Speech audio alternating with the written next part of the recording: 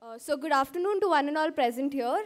Now we have with us Ms. Lavanya Chari, the Managing Director of Deutsche Bank, and she runs the Global Products and Solutions for Wealth Management in APAC. Her responsibilities span across capital markets, fund solutions, wealth planning. Prior to that, she was also a part of the global markets in Deutsche Bank and was responsible for the structured investor solutions and asset structuring for Asia. From 2009 to 2011, she was responsible for the commodities asset structuring business globally. Ms. Lavanya has spent 9 years of her career in Deutsche Bank in London and moved to Singapore in the middle of 2011. She did her bachelor's degree in aerospace engineering from the Indian Institute of Technology, Madras, and has completed her MBA from our very own college, IIM Bangalore. Ma'am, please take the center stage now. Good afternoon, everyone. Can you hear me well? Okay. It's great to be here. And as I drove into campus an hour ago, it struck me that I haven't been back since I graduated in 2002. And I haven't had a chance to be back for the reunions, unfortunately. And my only window into the campus was the scenes I saw in Three Idiots. And as I walked around the classrooms and walked around the campus, a lot of fond memories came back of people, of my friends, of classes that I went to here on campus, of professors, and of all the all-nighters that we used to do, thanks to the legendary L-Square parties that we used to have back in the day. I'm not sure if you have them anymore.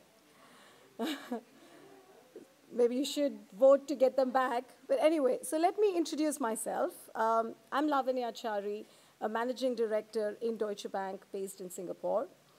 I run all products and solutions for Asia Pacific in wealth management.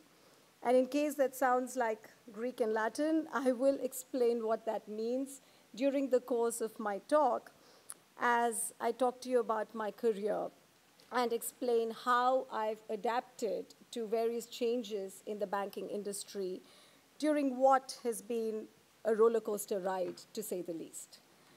In fact, I'd argue that the last 10 odd years in banking have seen more change than all of the previous century. I will also intersperse this with some learnings during the course of my career, learnings that have shaped my leadership journey, that have made me who I am today, and my observations of the ingredients of success, if you will, that is based not just on my own career, but also on other successful individuals that I've encountered throughout my career. So let's start from the beginning. I grew up in a middle-class family in Chennai. My mom was a teacher. My dad was an engineer who worked for the government. I had an older sister who used to take care of me, and she still takes care of me. And when you're a child, you're always asked this question, what do you want to be when you're grown up? And it's quite interesting because my young children were asked this question a few months ago, and my daughters happened to be 6 and 4. And the younger one, without batting an eyelid, said dinosaur. And the older one said Princess Cinderella. And I guess I wasn't exposed to any of this when I was a child. So my answer always used to be a pilot. So I'd look at the sky, see the planes, and wish I would fly them.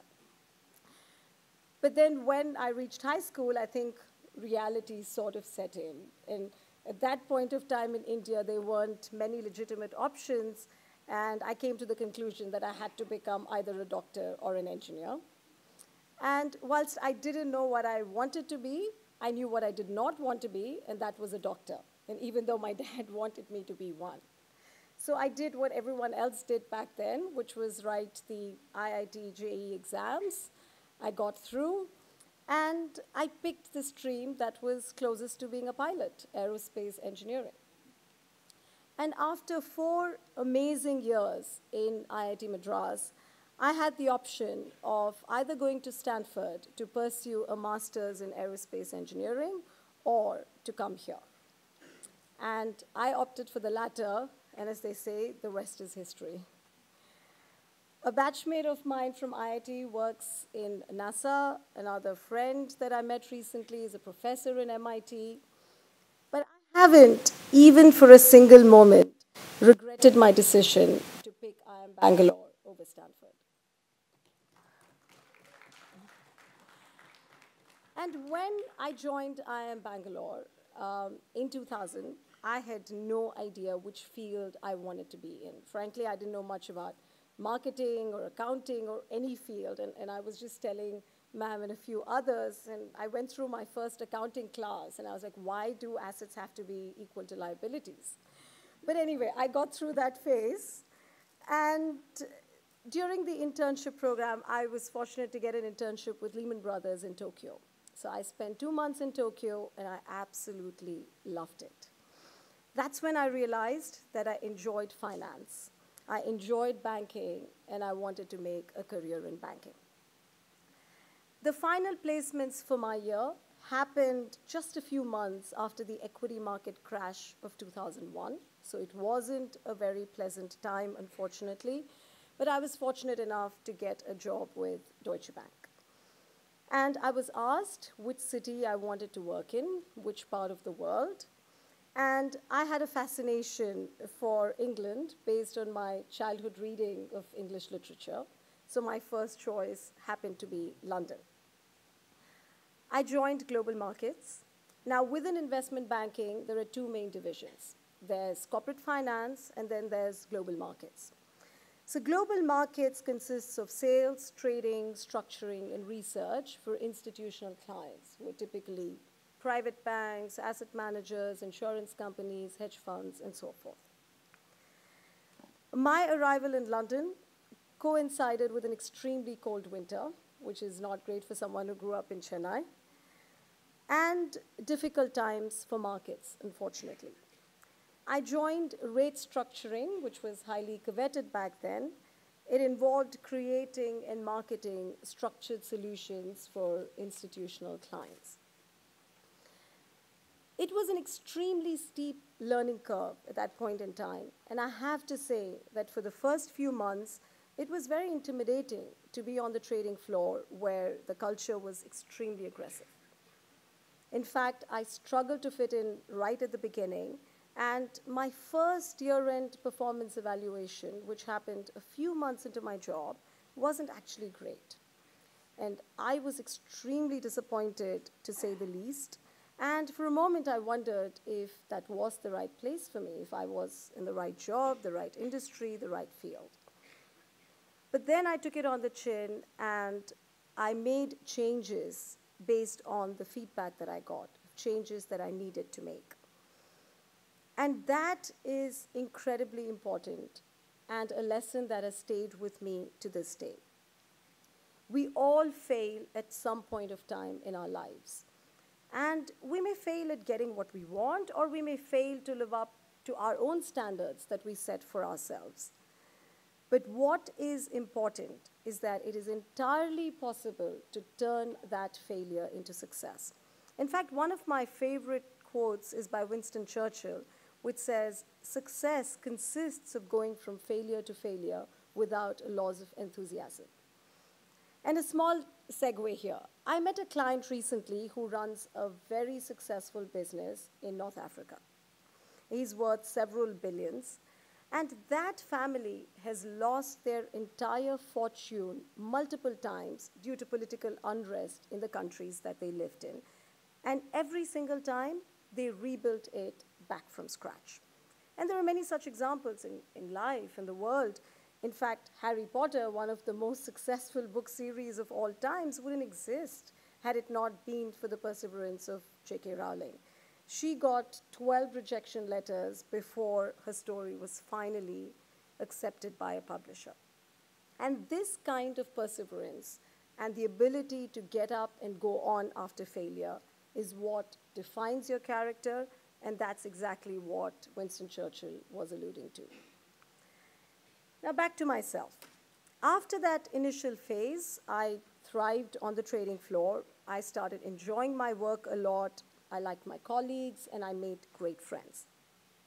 So whilst I had to adapt, I was true to myself, and I did not change any part of me that I did not want to change, or I did not change who I wanted to be. And that, again, is an important lesson. And at some point, there was a book that I came across. I think it was called Suits, Women on Wall Street, which was written by a woman who was in Morgan Stanley for a couple of years, and she left because she didn't like it. But she wanted to fit in so badly that she memorized baseball scores just so that she could fit in, even though she had absolutely no interest in baseball. Now, I think that is a terrible approach because it takes the fun out of your job and it will make you unhappy in the long run. So don't try to be someone you're not. As Oscar Wilde said, be yourself because everyone else is already taken. Now, over the next few years, things went very well. The markets were benign, the equity markets rallied, the economy was doing well, the Fed started hiking rates again, and I was growing in my career. I got promoted several times, and I took on additional responsibility as well. And then 2007, 2008 happened. The global financial crisis, the biggest crisis since the Great Depression. And for those of you who've watched the Ryan Gosling movie, The Big Short, that movie was based on Deutsche Bank and its activities during that time. Liquidity dried up, businesses collapsed, institutions collapsed, and there was widespread panic. And I distinctly remember watching the Bloomberg screens every single day with an impending sense of gloom and wondering if the financial industry would survive. And when Lehman went down on the 15th of September 2008, almost 10 years to the day, in fact, today is the eve of that infamous and unfortunate anniversary, the world as we'd known it had ended. By this time, I had risen through the ranks, and I was running the rate structuring business for institutional clients for Europe. But after the crisis, everything changed overnight. The culture, the risk appetite, the approval processes, all of that changed. We and the entire industry along with us had become cautious overnight. And by that time, although I thoroughly had enjoyed my role and my time in rate structuring, I wanted change. And this is a recurring theme in my career, which has served me extremely well, and one that I have seen in various successful people throughout my career. I strongly believe that from time to time, change is good. It keeps you motivated, it helps you learn more, it helps you learn different things, and more importantly, it broadens your perspective. So I had spent 6 years in that desk. I cherished those times. It laid the foundation of my career. I had a wonderful experience, and I formed some lifelong relationships and friendships. And then I moved to a new business, commodities, where I took on the role of running commodities asset structuring globally. It was an interesting challenge because I knew absolutely nothing about commodities at that point in time, and I had to reshape the way the business and the team worked. And this move was triggered by my desire for change, and it was enabled by my contacts and my networks within the bank. Now, networking is a very, very cliched term. It's a term we hear from when we're studying to the day we enter our corporate lives, and something that you continue to hear every single day of your entire career. And there have been numerous case studies done on networking and thousands of books written, all of which extol the virtues of networking. In my vocabulary, networking is essentially getting to know people and staying in touch with them. And in my opinion, this is extremely important for three main reasons. One, it helps you get business done. That's the first and foremost, most obvious reason. Obviously, if you want to get something done, it's much easier if you can pick up the phone and call someone and you know the person on the other end of the line. The other two, equally if not more important reasons in my opinion, are that it helps your personal career progression. So first, most of the important decisions, like promotions, bigger role, etc., are made by a group of people, seldom by one person. And you are at a significant advantage if the people in that committee or the people around that table know who you are and are aware of what you do. So currently, I'm in the process of getting an additional role, a bigger job, which is likely to be announced in a few weeks. And the fact that I'm getting this role was not determined just by my boss. He was one of the stakeholders, but my boss's boss had to buy in, and equally many other stakeholders whose businesses I would impact by taking on this role all had to be convinced with the idea that I would do a good job in this role. And that was made easier by the fact that I had a relationship with each of these people, and I had nurtured these relationships with each of these people over time. So the bottom line is get to know as many people as possible and try to stay in touch with them. And in fact, when I moved from rates to commodities, the move happened because I mentioned to somebody senior in the organization that I was looking for a change, that I wanted to do something different, having spent 6 years in rate structuring, building that business. And this senior person happened to know that commodities was looking for somebody to fill a role, and that's how I ended up with that job. So if you ever want to move jobs at some stage in your career, the best way to do that is through the people that you've worked with, ideally, and through the people that you have stayed in touch with. So I spent 3 years in commodities, managed to grow that business significantly, and I learned a lot in that process. And after that, I was given the opportunity to move to Asia. Initially, I turned it down, as despite my mantra for change, it was not as inherent in me as it is today. I felt that it was too much change. I had a very comfortable life in London. Job was going great. I had a great set of friends. I was married at that point in time, and I didn't want to get out of my comfort zone. I was eventually persuaded by my boss and my boss's boss. But even after I made the decision, I was filled with trepidation, and I considered reneging more than once. And I still remember this to this day. After I had made the decision to move, before I moved, I went on a holiday with my sister to Mexico.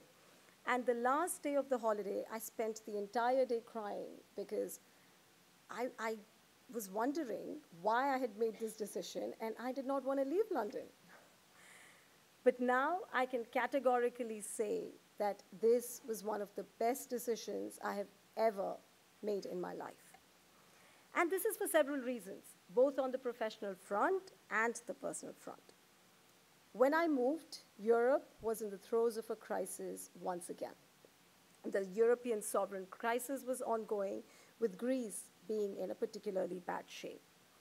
Asia, on the other hand, was doing extremely well. So I moved to Asia, and I ran both commodities and credit asset structuring. Again, the credit business was completely new to me. I got promoted to managing director almost 7 years ago, when I was at the end of 2011, when I was pregnant with my first daughter. And my responsibilities then extended to rates and FX, in addition to credit and commodities. So the moral of the story here is, a lot of times, it is much, much easier to continue with the status quo. But it is extremely important to take the plunge and seize the opportunities as they come by. As the quote goes, the biggest risk is not to take any risk.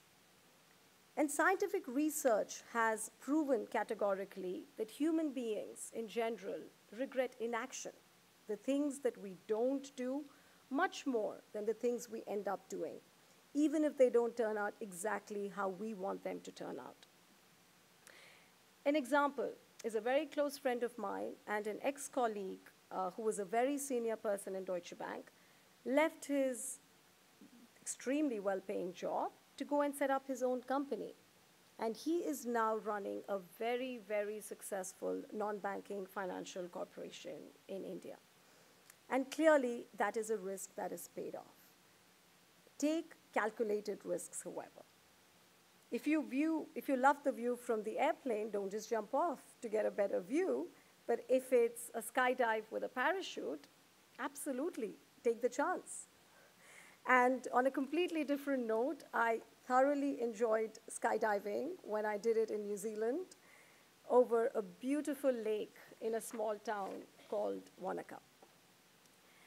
So on a personal note, after getting promoted and getting a bigger job, I not only had to reinvent the business, but I also had to make some changes in my personal life. Having a child is a life-changing event. And Bill Clinton says in his autobiography, being a father is the most important job I'll ever have. And I feel exactly the same. Having said that, I have successfully managed to be a very hands-on mother and I think a successful career woman. So for anyone in doubt as to whether this is possible, the answer is a resounding yes. It is challenging, absolutely, and a lot of hard work. So at any point in time, I work at more than 100% efficiency, but it is possible and rewarding. And I'm proud to say that I'm passionate about both my children and my job. And when I was pregnant with my second daughter, I got an additional job, which was to run the structured sales business for institutional and private banking clients in Asia Pacific. My team and I covered both institutional clients and private banking clients across Asia. And one of our key clients was Deutsche Wealth Management, which is the private bank. I developed, over time, a very good relationship with the head of the private bank. And at this point in time, I started thinking about the next phase of my career. I had been in global markets for over 13 years, again, thoroughly enjoyed myself, but the global markets business, and in particular the structured business, which I had been in throughout my career, was shrinking due to a change in the landscape, and in particular due to a slew of regulations that had come through. The wealth management business, on the other hand, was growing significantly. Now, wealth management covers individual clients and family offices. And that is a growth business by any metric. So Asia Pacific will surpass North America as the world's wealthiest region in 2019. Offshore assets in Singapore and Hong Kong are projected to increase at a compounded annual growth rate of over 8% through 2021. And that is significantly higher than the other hubs like Switzerland, which are projected at about 3%. And all banks are expanding their wealth management businesses in APAC significantly. And I felt that this was where I wanted to be for the next decade of my career. I approached the head of wealth management towards the end of Q4 2015, and I spoke to him and asked him for general advice on how to make a shift into the wealth management industry from the investment banking industry. And as it happens, in Feb 2016, he came back to me with a job offer. And I remember this because it was on my birthday, so it was a very good birthday present. And I got a job to run all products for wealth management in Asia Pacific. And this included capital markets, mutual funds, hedge funds, private equity, trust planning, and insurance solutions for our clients. And I have thoroughly enjoyed the last 2.5 years in wealth management. And it's not only due to a bigger responsibility, but also because I have had the opportunity to work on several new things that I had absolutely no idea about. New products, relationships with fund houses, systems, technology, working with fintech companies, and so forth. And I've also managed to make a significant impact, as a result of which I'm likely to get an additional global role in the near future. So the message here is take charge of your career. No one has a greater investment in your career than you. And by definition, no one cares about your career or will care about your career as much as you do. So plan the next step of your career, what you want to do, and what is the best means to achieve it. Now, I have seen all successful people do that. It's very difficult, virtually impossible, to plan the next 10 steps of your career. You may plan it, but it's never going to work out that way. But it is possible and extremely important to plan the next step of your career. And there can be multiple next steps. There can be multiple directions you want to go in, and plan for each of those so that one of them finally materializes. And I'd like to cite the example of Margaret Thatcher. Now, whether one liked her or disliked her, whether one agreed with her policies, I didn't agree with many of the policies, or disagreed, it is impossible to deny that she beat all odds to become the prime minister of one of the most powerful countries in the world at a time when it was a man's bastion, to say the least. And if you follow her career path, I've actually read a case study linked to Margaret Thatcher, which is why I'm mentioning her. From when she studied at Oxford to when she was elected Member of Parliament from a very small constituency, to when she became a backbencher, and then she became the leader of the opposition, and then eventually the prime minister, one thing is clear. She had absolutely no idea she would go on to become the prime minister. In fact, she even made a statement early on in her career stating that it was impossible for a woman to become a senior minister, let alone the prime minister. However, she always knew what her next step was, and she planned for that, and she executed that meticulously. Now, as I continue on in my professional and personal life, I'd like to leave you with a few key messages that are close to my heart. Be authentic, but learn and grow. Now, a professor that I highly admire is Dr. Herminia Ibarra, who is a leading research scientist in the field of leadership. She used to be a professor at Harvard and then moved to INSEAD, and now she's at London Business School. And she wrote an article titled The Authenticity Paradox in the Harvard Business Review, which went on to become extremely popular. And the reason it is interesting is because it talks about the fine line between being authentic and being too rigid. So it is important to continue to evolve over time without losing a sense of your identity and who you are. And always have a thirst for knowledge. Let me give you an example. In 2018, Satya Nadella celebrated his 4th anniversary as the CEO of Microsoft.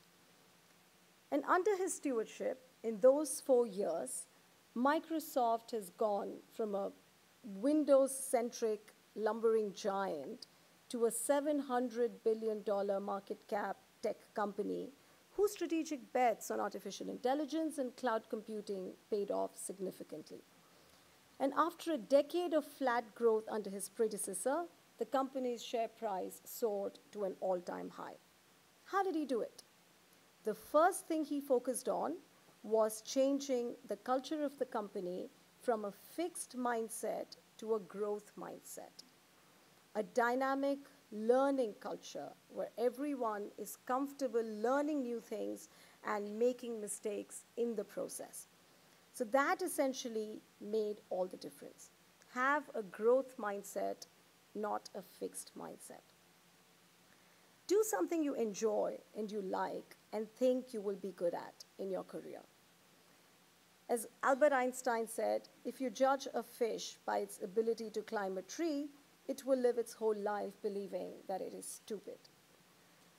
And believe me, there will be frustrating days in any job or any career. Regardless of which profession you're in, which field you're in, there will be days when you will be frustrated and disappointed.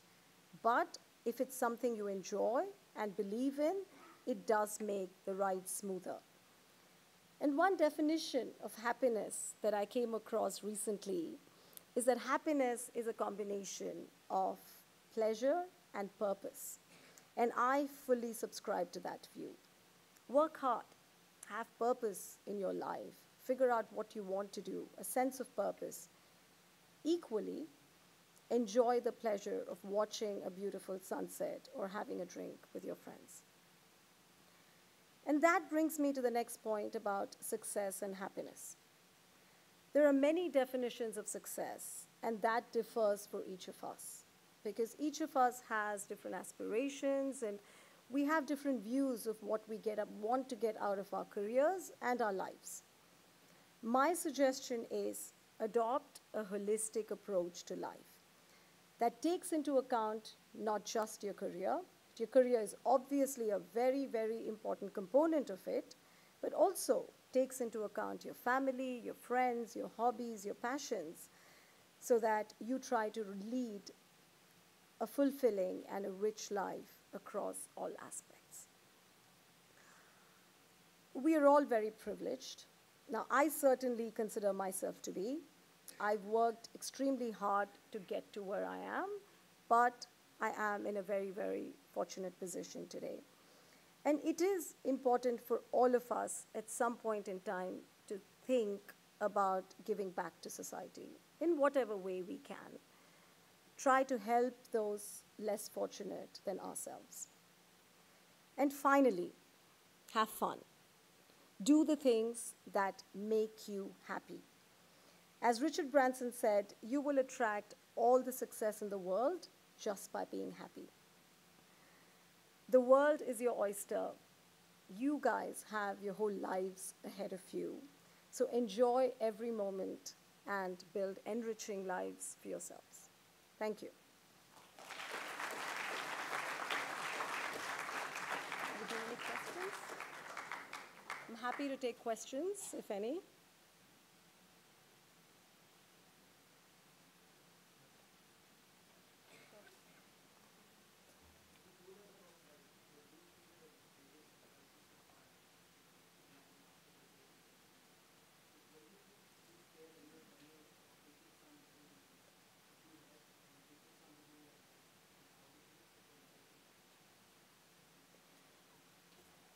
I think the major decision that I made was sticking around at that point in time, to be honest. It was a difficult time. It was like being on the trading floor. You felt the world, the financial world, was coming to an end. And assets which we thought were very safe were trading at 1 cent to the dollar. And I would look at the share price every day, and Citi went to $2, and you saw the collapse or buyout of Bear Stearns, of Merrill Lynch, and the actual collapse of Lehman. And at that point, I think people did leave the financial industry. Many, many people left the industry in droves. Unfortunately, some were forced to leave, and some made a choice to leave. And I think the important decision that I made at that point in time was to stick it out, to stay in the industry, and to stay with Deutsche. And I think that's a decision that has certainly paid off.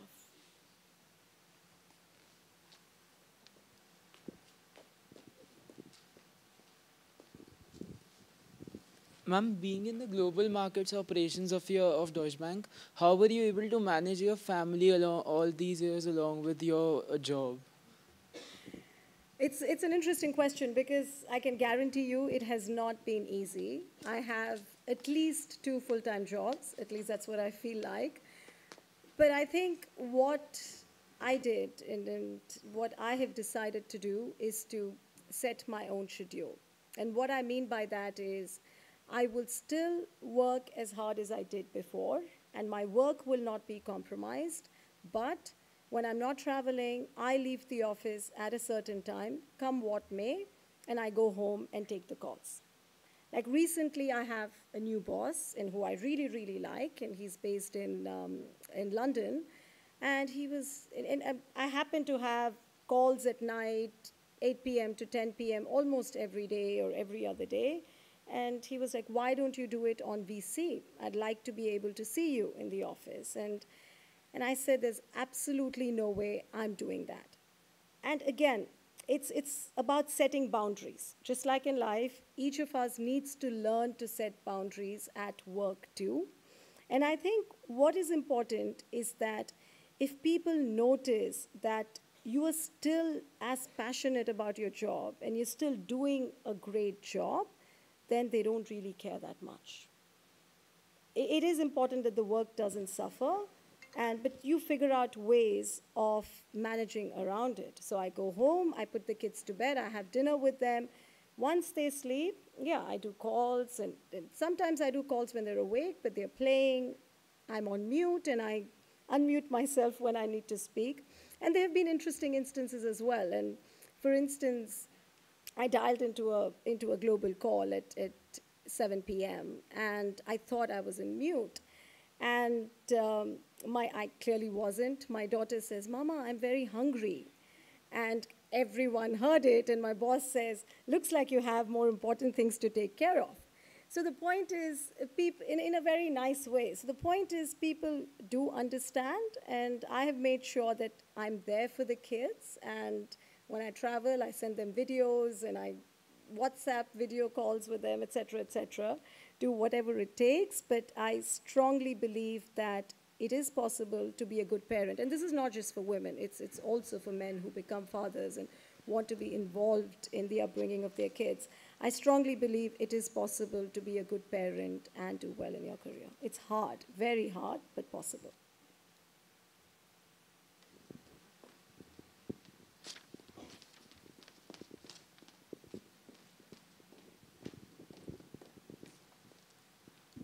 Good evening, ma'am. It's a basic questions regarding your education. Ma'am, you did your BTech in IIT Madras in aerospace engineering. Then why did you opt for MBA in IIM Bangalore? And what is the use? I love this place. I'll tell you why. I enjoyed my 4 years in IIT thoroughly. It was an amazing experience, and some of my closest friends are from IIT. But I wasn't passionate about aerospace engineering, and I saw the difference between me and my friends. Some of my friends, you know, the ones who've now gone on to NASA and who's a professor in MIT, I could see the difference in the level of passion between me and them when it came to aerospace engineering. And that's when I figured that this is not what I want to be doing for the rest of my life. And I think I would have made a decent career out of it, but I wanted to do something that really excited me. And then I figured, let me come and do an MBA, which is broad enough, and then I'll try to find something that I'm passionate about. And as I said, I discovered what I was passionate about during my internship with Lehman in Tokyo. And that's when it hit me that I genuinely like finance. And that's what I want to make a career in. And in the final placement for me, it was between Deutsche Bank and McKinsey. But for me, the choice was very clear. If I got through Deutsche, I think Deutsche was pretty much the only bank hiring that year. It was post-2001. So if I get through Deutsche, absolutely, I will take it. If not, then for me, a consulting company was at that point a compromise.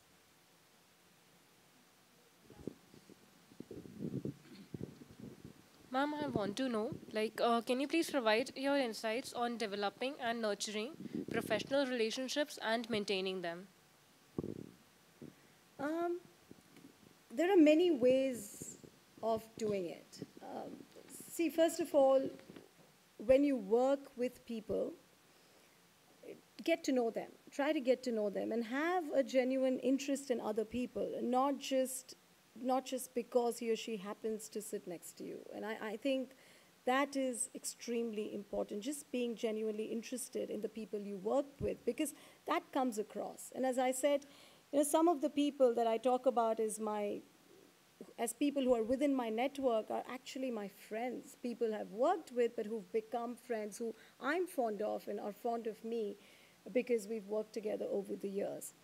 And the second is be in touch with them. Just send them a WhatsApp message, and now it's much easier, right? Talk to them on LinkedIn, send them a WhatsApp message, whatever it takes. Just be in touch with them over the years. I think that is a very, very important lesson. As you go through your career, 10 years, 15, 20 years, it's very easy to lose in touch with the people that you worked with 10 years ago, but make an effort to stay in touch with them.